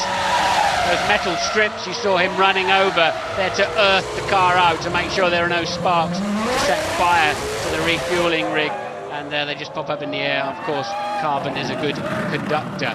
Montoya leads Raikkonen by 5.1 seconds. They're just trading tenths here and there. Ralf Schumacher's 20 seconds behind his teammate now in 3rd place. Yeah, Ralf was very impressive as well in Japan 2 weeks ago. Really very, very good indeed, chasing down his brother Michael. And if you look at the lap times for Ralf Schumacher, they were absolutely sensational. Williams then qualifying for the last 2 Grand Prix of the season on the front row of the grid, leading here in Brazil, having finished 2nd with Ralf Schumacher in Japan. You have to say it's been a strong end to the season for the BMW Williams team. I think what happened last year is they were very quick, and I think they underestimated how much of that speed was the Michelin tyre and how much of it was their car. So into the winter they didn't make as much progress as they should have done or hoped to do. Started the season with not a very good car by their own admission. Sam Michael, the technical director, has admitted it. They made some very bad choices on the aerodynamics and the design. There's Ralf Schumacher pitting in 4th place, but they went away to think about it, and the second half of this year, as Ralf tries to go a little bit early, second half of this year, this car has got better and better, and Ted Kravitz is down in the pits. That was very unfortunate for Ralf Schumacher. He tried to go too early, the fuel hose was still on, and he's of course in this battle with Fernando Alonso. Let's wait to see if he's managed to get past him, although I think that mistake will scupper it. Okay, Ted, thanks for that. We didn't quite catch that on the screen. So when is Montoya coming in? Quite clearly now. They can all get by with just one more stop. Ralph's made his 3rd stop of the afternoon, as has David. Well, David Coulthard's only 2 stopping today, but Montoya sets a new lap record. He's getting very close to that pit stop, a 1:11.473. That's 3.4 seconds under the record. He's also getting very, very close to the limit of this car. Did you see how the front of it just jagged about into turn 1? He's absolutely flying. They call him the monster. He is totally monstering this car. The place where he started to make his name in Formula One, a dramatic pass on Michael Schumacher in 2001. Here's Rubens Barrichello, started the day from pole, looking for the home victory. He was 3rd before he made that pit stop. Doesn't look as though it's going to happen for Rubens Barrichello this afternoon. He's fueled to the finish. It's really between Montoya and Raikkonen, I think, for who's going to win this Grand Prix. Both super aggressive racers. And well, we're heading, I think, for a very exciting conclusion to this final race in the championship. On board with Montoya, up the hill, pulling up to about 185 miles an hour, 190 miles an hour, the pit entrance on our left. We dive down it, cut the speed, 100 kilometers an hour, down, up over the rise, set the speed limiter, you get his thumb on the button, making sure he doesn't speed in the pit lane, into the box, mechanics go to work, tyres off, fuel going in behind us, like clockwork for the Williams team. They desperately want their first win of 2004, and that is a well-oiled Grand Prix outfit. It is indeed. Well, we've got a South American looking like he's going to win this Grand Prix. It's not the South American that the fans wanted, though, is it? They want Barrichello, and they want Massa doing the job out there, but Montoya is the fastest thing that we've seen so far on an outright lap, and of course the Grand Prix so far. The third Brazilian in the Grand Prix then, Zonta. Michael Schumacher pits from what was 4th place. So Kimi Räikkönen leading the Grand Prix. Schumacher for the final time this season. Championship wrapped up long ago. 1 or 2 mistakes in the closing stages of this season, which he will certainly go away and think about. You always, as a racing driver, Martin, I imagine, want to end the season as strongly as you possibly can to give yourself a confidence boost going into the winter. Kimi Räikkönen pitted before, 1 lap after Montoya last time round. This time he's going a little bit longer on the fuel, which is going to be interesting. So does he have enough fuel in this car to put in a few quick laps and try and vault Montoya at his own final pit stop, I wonder? Well, he had 5 seconds to make up, so it'll be a pretty spectacular effort. I could see him making 1 or 2 of those, but let's see how the traffic plays out.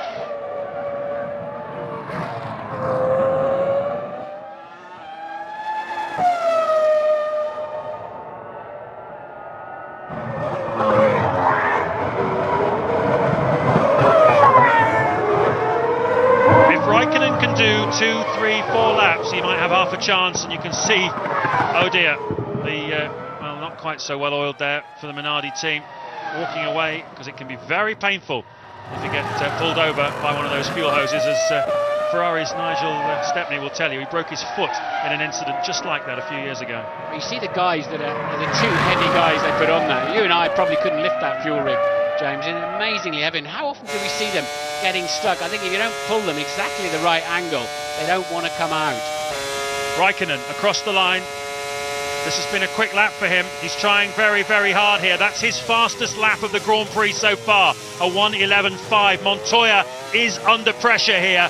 The longer Räikkönen stays out with very low fuel on these tyres, which are obviously working for him. Look at his neck being pulled over to the side. He's resting it on the side of the cockpit. Huge strain on their necks here, but Montoya does a 1:12.7, so that's 1.2 seconds of Montoya's lead that Räikkönen has taken out just on that lap alone. Plus the lap before, of course, Montoya making his pit stop. How much longer can Räikkönen go here? Can he go long enough to take over the lead of the Grand Prix for Montoya when he makes his stop at some point in the next few laps? 2 wheels on the grass while we've been watching this fight for the lead. Ralf Schumacher has got ahead of Fernando Alonso, only by 1/10 of a second last time they crossed the line, but Schumacher with the faster car. Now he's repassed him. Ralph's had a slow lap, so we're not watching any of that, unfortunately. I can see it on the computer here. Alonso back up to P5. How long will it be before Kimi Räikkönen has to pit? Klein pits, Louise, is there. Yeah, the last pit stop of the Brazilian Grand Prix for Christian Klein, the last ever pit stop for the Jaguar team. They're not going to have much to celebrate, no points, but the boys have stood out in front of the garage. They're waving him off. Nice touch, guy. Very nice touch indeed. An act of good humour from one of the best humoured teams of mechanics in Formula 1. They really are super guys. There'll be a little tear in 1 or 2 eyes there. There's David McMillan, known as Nessie there, one of the truckies, one of the best spirited. Even though he's an Everton fan, I really like him. And he just waves there. And it's goodbye from Jaguar. Let's just hope in the next 7 days somebody buys that team. It's not out of the question. Let's just hope somehow they can get it done. Time frame, they're all painted in the corner so heavily though on the time frame and engine supply. but let's hope they find a way this week. Lap 54, Raikkonen continuing his relentless progress. While we were having a sentimental moment with the Jaguar team, Raikkonen is still pushing very, very hard indeed. He's got 18.8 seconds advantage over Juan Montoya. His last lap was competitive. Montoya's again was over a second slower. And now is this, Ralf outbraked. This is how Alonso got back past Ralf Schumacher. Schumacher took it on the pit stops, then outbraked himself into turn one. Alonso nipping nicely around the inside. There goes Kimi Raikkonen. How much longer is he going to stay out? He's certainly trying very hard. That last lap has just gone through about 6/10 slower than the one before for him, but nevertheless keeping the pressure up on Juan Montoya. He's taken it out to over 19 seconds now, the margin. Yeah, so what's he done? He had a 5-second deficit, didn't he? He must have got 3 of those already as Sato pits out of 3rd place in the BAR Honda. Raikkonen doing everything he can. Is it enough? It's going to be all... Of course, he'll need a slightly less fuel than Montoya. He's gone further. He needs less fuel to get to the end. He'll have less time with the nozzle on. But we're talking tenths as Sato rejoins. He's going to need about 20-21 seconds. He's very, very close here, Kimi Raikkonen. Montoya needs to up the pace a little bit. He took half a second out of him on that last lap. McLaren out, James. I'm looking out of the window. McLaren out. We know Coulthard stopped. Raikkonen takes the tight line into the pits, and that is scary. It made me draw breath when Montoya went through there flat out with the end of the pit wall steering out. I thought Montoya attacked that line harder than that, Ted. McLaren need a brilliant pit stop, and I'm not sure that it's going to be enough. The tyres are on, the fuel hose is on, no problem. It comes up. That's a very quick pit stop. So it could decide the outcome of this Grand Prix as Raikkonen gets back up to speed. The question is, where is Juan Montoya? We're looking at a different battle. The race director has not understood what's going on here. Juan Montoya is out on track somewhere. Kimi Raikkonen has rejoined, and well, if he's not ahead of Juan Montoya, the two will be very, very close together on the racetrack. That's for absolutely sure, and they'll be duking it out for the last 16 laps. We're being told that Montoya is ahead. We haven't seen it yet on the TV pictures. We're being told that though. Yeah, Montoya cut the end of the first sector timing beam before Raikkonen did, so I'd be pretty confident, actually by about a couple of seconds. Raikkonen couldn't quite make the difference. We're on board with Michael Schumacher chasing down his brother, who's also very close behind Sato. This is what we were expecting as we move towards the final laps of the Grand Prix. Michael just steadily building pace all the way through. So there you go. That is the confirmation that the race is now led by Juan Montoya. Raikkonen stayed out to try and get the lead. It wasn't quite enough, but you can see he cut that 5-second margin down considerably by that McLaren strategy that nearly did it for him, but he perhaps needed another lap, possibly 2, to make it stick.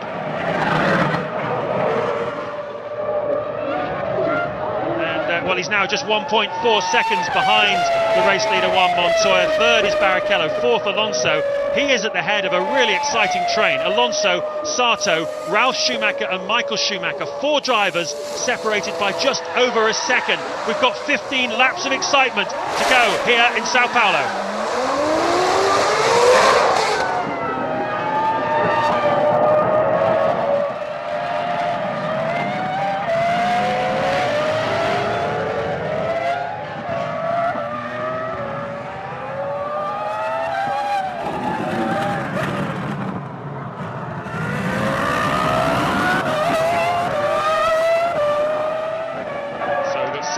Cars still running in this Grand Prix. I told you about that train of cars battling for 4th place, 4th to 7th. Then Massa is 8th, Fisichella is in 9th place, 10th is Villeneuve, 11th Coulthard, 12th Jarno Trulli, 13th Ricardo Zonta, 14th Christian Klien, having been hit by his teammate Mark Webber earlier on in the Grand Prix. Timo Glock, we haven't seen him on the screen all afternoon, but he's been battling away in 15th place for the Jordan team. His teammate Nick Heidfeld is out of the Grand Prix with a transmission failure earlier on. And then running at the back, but still reliable, the 2 Minardis of Zsolt Baumgartner and Gian-Maria Bruni. Baumgartner almost 11 seconds ahead of teammate Bruni. And well, if he's done nothing else this season, Baumgartner, he's shown that he's perhaps certainly a match for, and on occasions on his day, better than Gianmaria Bruni. He is actually the only Minardi driver to have scored points. Bit of a lock-up there for Fernando Alonso. That's Takuma Sato we're looking at in the BAR Honda behind. You can see how hard that Alonso is pushing. Raikkonen now just 1.1 seconds adrift. Amazing, really pushing hard. Much quicker last time around than leader Montoya. They dropped Barrichello. He's 21 seconds adrift, so it's a straight fight for first and second. Barrichello appears to have third, very much in the bag. Alonso has had poor pace in the second half of the Grand Prix, and that is why he's under pressure from Takuma Sato, Ralf Schumacher and Michael Schumacher. There we are on board with the sole remaining BAR Honda, Takuma Sato. We'll see how his neck muscles are holding up after 59 laps of this Grand Prix. Not looking too bad at all. He's a very fit lad, is Takuma Sato. Started out his sporting career, interestingly enough, as a cyclist. And, well, they don't get much fitter than Tour de France type cyclists. He's only a little guy, but he packs a big punch, does Takuma Sato. And one of the best overtakers in the business. He will be looking to make a pass on Fernando Alonso when the opportunity presents itself.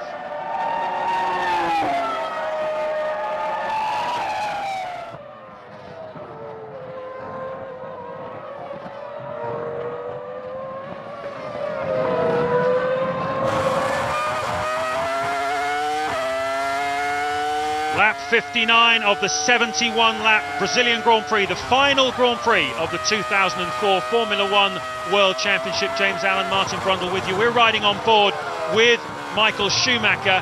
He's in 7th place. He's the 4th car in a 4-car train. A battle for 4th place between Alonso, Sato, Ralf Schumacher and Michael Schumacher. And here at the front, we've got a fabulous scrap now between Juan Montoya and Kimi Raikkonen. Raikkonen, in the last 2 laps, has taken a second out of the lead of Juan Montoya. And we're going to have a grandstand finish here in Sao Paulo, because these two are amongst the feistiest and most aggressive racers in Formula One. They'll be teammates next year in the McLaren Mercedes squad. And neither of them wants to go into the winter having had to give way, to give second best to the other. It's a great psychological scrap, this. It is indeed. I've been looking at the straight line speeds at various parts of the racetrack. The Williams is a fraction faster, a kilometre or 2 per hour. But if Raikkonen can get that McLaren into the slipstream in this corner, Juncao at the foot of the long climb up the hill. He's got the faster car, no doubt about it. At this stage of the Grand Prix, he can have a look up the inside, but he's got to get close enough. And that is what's so hard. You can get through Mergullo, the long left bumpy corner before the final turn in somebody else's slipstream. There's enough grip.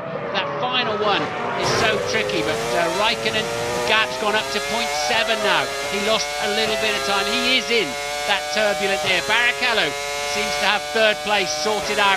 He's 20 seconds behind these two.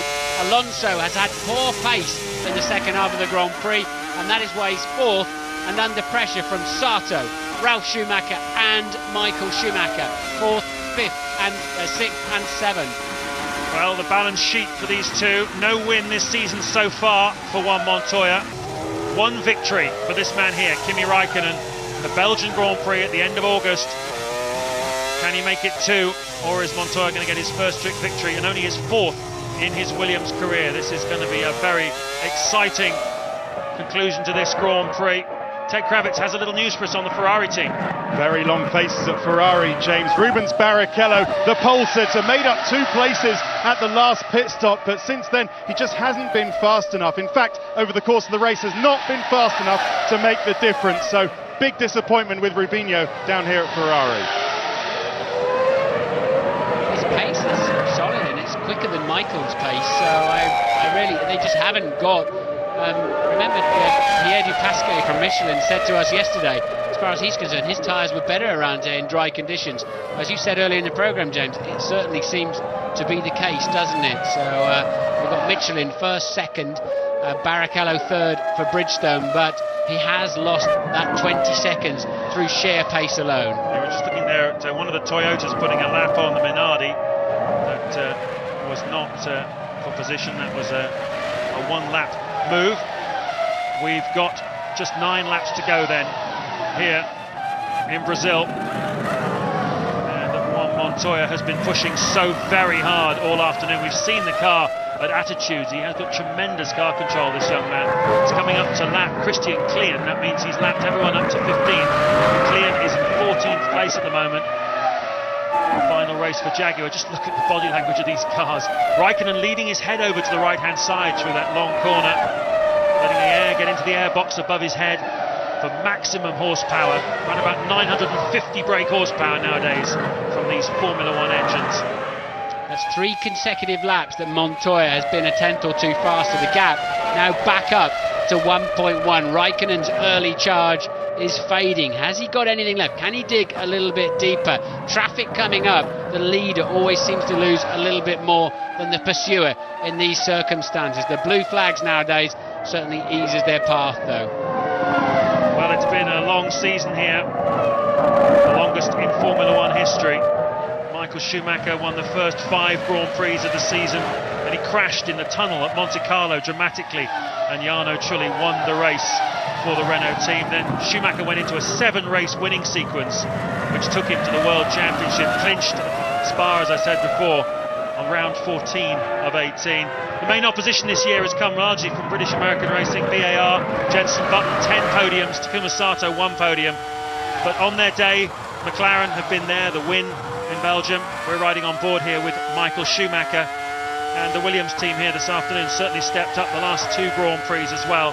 But Ferrari have had the dominant package of the season. What will happen over the winter? Will Michael Schumacher find himself back here in 8th place a bit more often in 2005, or will they manage to keep their neck ahead of the opposition? What about Renault?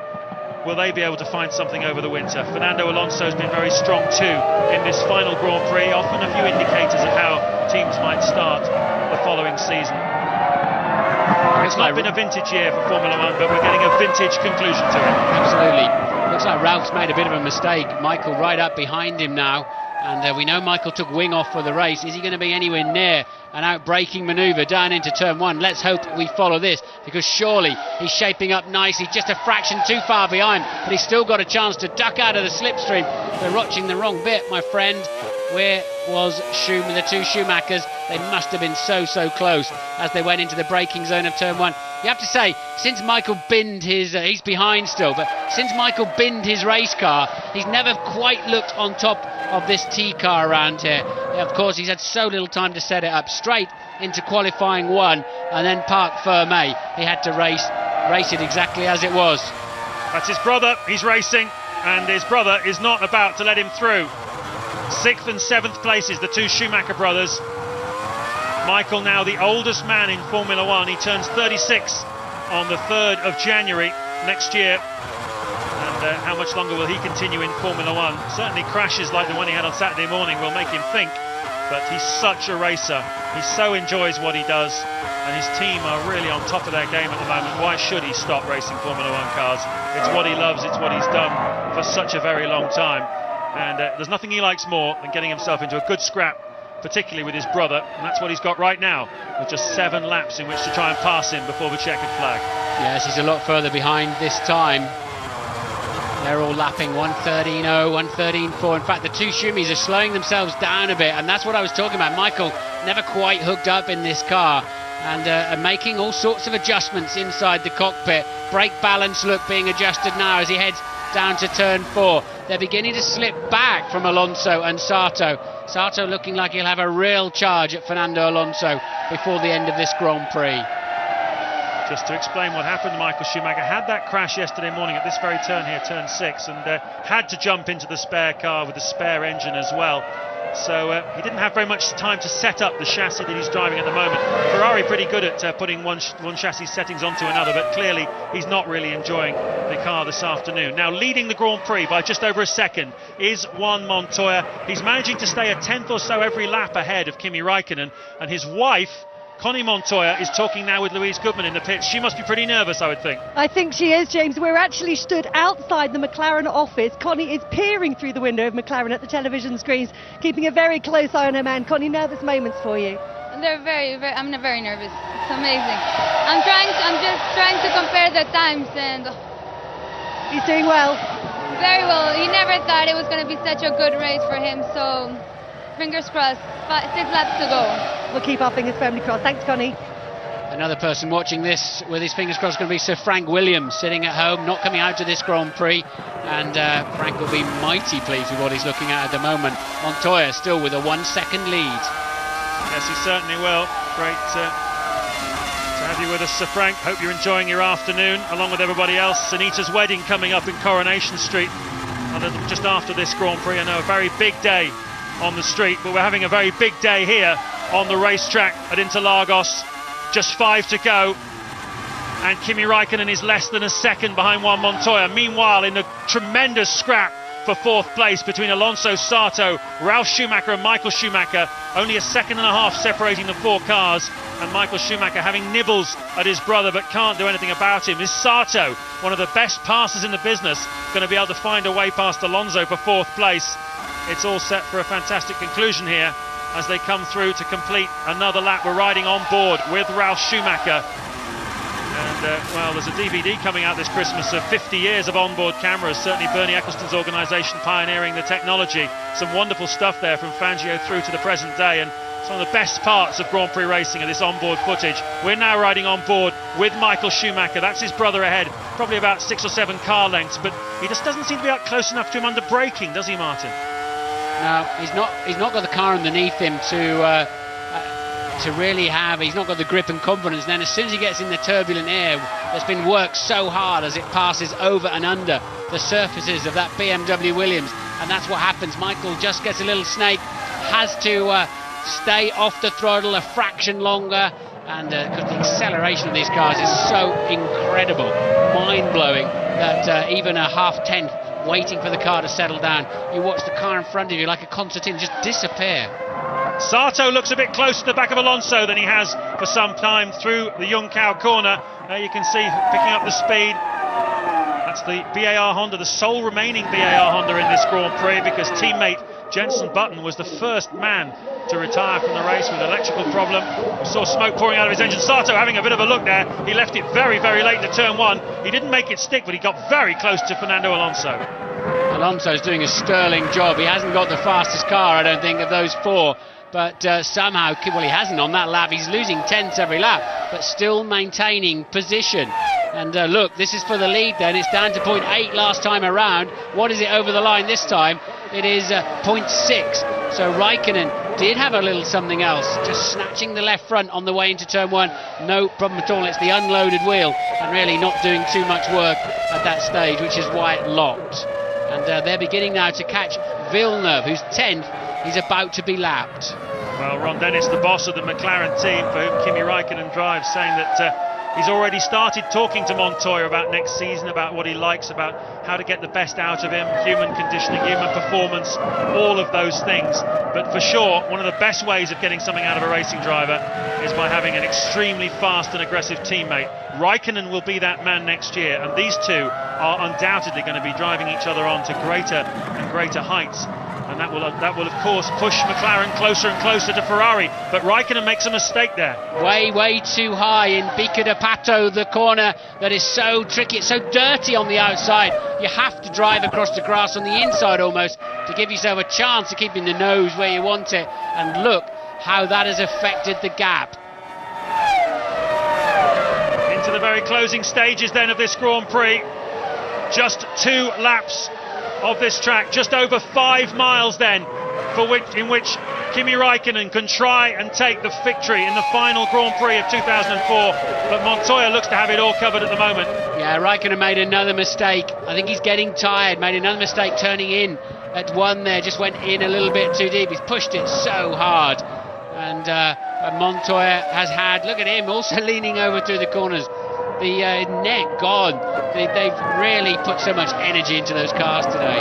The pace has been absolutely extraordinary. We're in the closing stages here of 71 laps, and they're lapping in the high 1minute 11s, well and truly inside the lap record pace of previous years. They're going so incredibly fast, and it takes it out very much on the drivers. Montoya just resting his head, just trying to get through this final 4 or 5 miles, but his performance, his strength, and his desire to win here this afternoon has been the telling factor. Raikkonen and McLaren tried something different on the strategy. They left him out a little bit longer to try and do something after the final pit stop, but it didn't quite work out, and Montoya has reacted superbly well. Ted, what can you tell us? Big tension down here at McLaren. They're loving this, seeing both their drivers who are going to be working for them next year fighting tooth and nail. And while you're down here, you've got to say, James, big credit to all these mechanics in this pit lane. It's been such a long season, they've worked so hard. Thank you for that, Ted. Now, Montoya looks like he's going to avenge the race he lost when he tripped over the back of Jos Verstappen here. And back in 2001, it looks like it's going to come right for him this time. Raikkonen, of course, does not have an answer from that far back. 1.3 seconds adrift. Alonso, Ralf Schumacher has passed Sato. Ralf Schumacher's passed the BAR in the last lap. Michael Schumacher remains 7th. So Montoya, just a few corners to go then to get his first victory of the 2004 championship. It's all foot to the floor and just drive for the line. He's got a back marker in his way as he comes out of the Junckau corner. He will negotiate him safely. It's the Minardi of Zolt Baumgartner. He dives down the inside of him, and Juan Montoya is already punching the air. The Colombian contingent love this because Montoya wins the Brazilian Grand Prix. What a dramatic race, just ahead of Kimi Raikkonen. The winning margin exactly 1 second after almost 200 miles of racing. Juan Montoya wins. Barrichello is going to be in 3rd place, a distant 3rd, and you can see the joy for Montoya on the radio to his team. His last Grand Prix for the BMW Williams squad. What better way to finish off a 4-year relationship than with a win, and especially an unexpected one like this. But qualified front row of the grid, and he's translated that into a victory. Here comes the battle though for 4th place. The top 4, the big 4, Alonso, Ralf Schumacher, Sato and Michael Schumacher. They're going to cross the line with Ralf Schumacher ahead of Sato. As you can see, the pass made just a lap ago, and they take the final points positions with Michael Schumacher 7th, Massa in 8th place. But the winner here in Sao Paulo, a very, very happy Juan Montoya.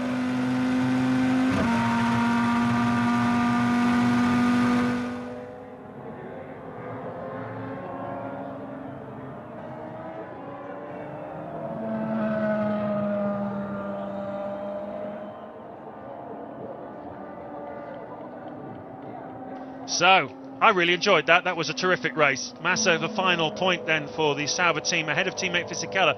And that's a really good end to the season for Felipe Massa. Qualified in 4th place for this Grand Prix, but to hold back a driver of the calibre of Giancarlo Fisichella is really some achievement. Jacques Villeneuve, unable to score a point in his final Grand Prix for the Renault team, nor is David Coulthard. He just couldn't get past Villeneuve on the day, and in fact finished 14 seconds behind him at the end. But Coulthard's pace, very representative on the day. Trulli 12th for Toyota ahead of Zonta, his teammate 24 seconds ahead of his teammate Zonta, so he really put him away this weekend. Christian Klien is 14th, Timo Glock 15th, 16th Baumgartner and 17th Bruni. And there's Giselle Bundchen. We didn't get a close-up of her when she waved the flag originally, but she is the top model, girlfriend of Leonardo DiCaprio, and she was looking the right way, unlike Pele a couple of years ago. There's the classification after 71 laps of what was a fabulous end to 2004. Montoya winning it then by just a scant 1 second. Barrichello coasting through the last lap, ended up 24 seconds, and I think will be somewhat disappointed with only 3rd place today. There'll be a lot of people in the paddock surprised at the lack of Ferrari pace. Alonso hanging on, although he ended up, 49 seconds adrift. And remember, he was leading this race by a country mile, having started on dry tyres in marginal conditions. Made it work out, kept himself on the racetrack until the track came to him, and was then absolutely flying.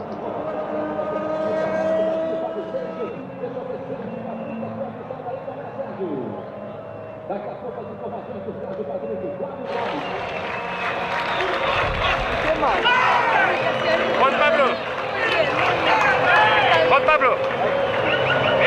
A very happy moment for him. Hervé Blash there from the FIA, just marshalling everybody. The Williams mechanics delighted about this.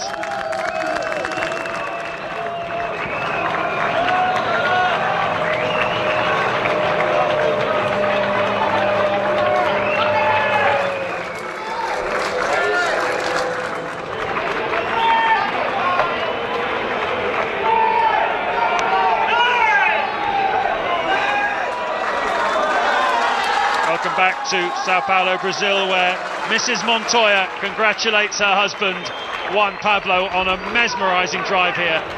And Mrs. Barrichello does the same thing for her husband, Rubens. It's not a victory for Barrichello, it's not the home victory he hoped for. It is third place, yet another podium for Rubens Barrichello in what's been a pretty exciting season for him. His 14th podium in 18 Grand Prix.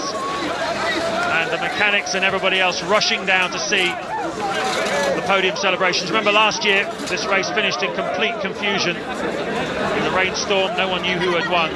But here today, Martin, there was really only one winner. Juan Pablo was fantastic on the day, wasn't he? Yes, he had an answer for every condition and every other team and driver combination. Make any mistakes, comfortably really the driver of the day, no doubt about it. If you want to keep in touch with Formula One over the winter, look at f1itv.com. Always lots of information. It's going to be a busy winter for Formula One. You can buy a specialist magazine out every week and every month, give you quite a lot of detail, some of which we can't get over on the TV. It'll fill in any missing spaces that's happened during this Grand Prix, of course. My thanks to all of our teammates at F1ITV. Really enjoyed working with each and every one of you. Good to work with you this year, James. Thanks to Mark Hughes, who's been up here in the commentary box with us, giving us Mark Hughes of Autosport, giving us all sorts of useful information. Yeah, Kevin Chapman also working with us on the commentary. It's been a pleasure. It's not been a vintage season of Formula One, but we have had a terrifically exciting race with which to finish the season, and hopefully this is a taste of what we might expect next season. We'll now hear the Colombian national anthem.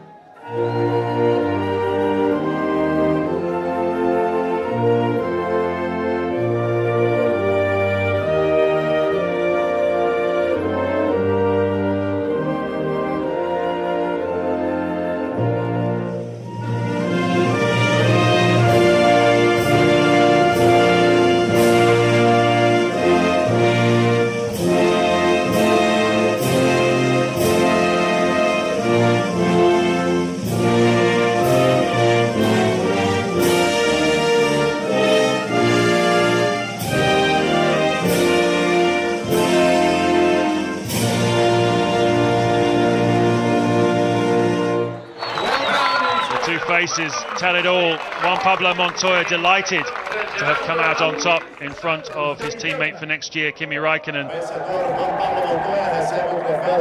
He loves that. Raikkonen's face tells a different story. He really gave it a run. He tried hard, but he just didn't have enough on the time. Rubens really struggling, I think. As Dickie Stanford, team manager, has been with Williams' team for a very, very long time. One of the best guys in the paddock, real hard worker. Rubens Barrichello struggling a little bit. He's been bending over, catching his breath. Kimi Raikkonen then. Second, he will say, always is first of the losers. 3 different cars on the podium again. It's certainly tightened up this end of the season, hasn't it, James? And to the third place amazing, as you say, once Michael got that championship. Presented by Mr. Paolo Scaglione, President of the National Sporting Authority, the CBA. Bittersweet for Rubens, I think. Third place. He's not that super happy about it, is he? But he was 26 seconds ahead of teammate Michael Schumacher. Not too shabby. Gentlemen, well done. Certainly wasn't a quiet afternoon for Ferrari after a dominant season. Formula One needed a strong finish, and we got it to the Samba beat here in Sao Paulo, Brazil. 4 different makes of car in the top 4. He's had a taste of the future. Montoya, the winner. Formula One, the winner on the day. We'll see you in Melbourne next March.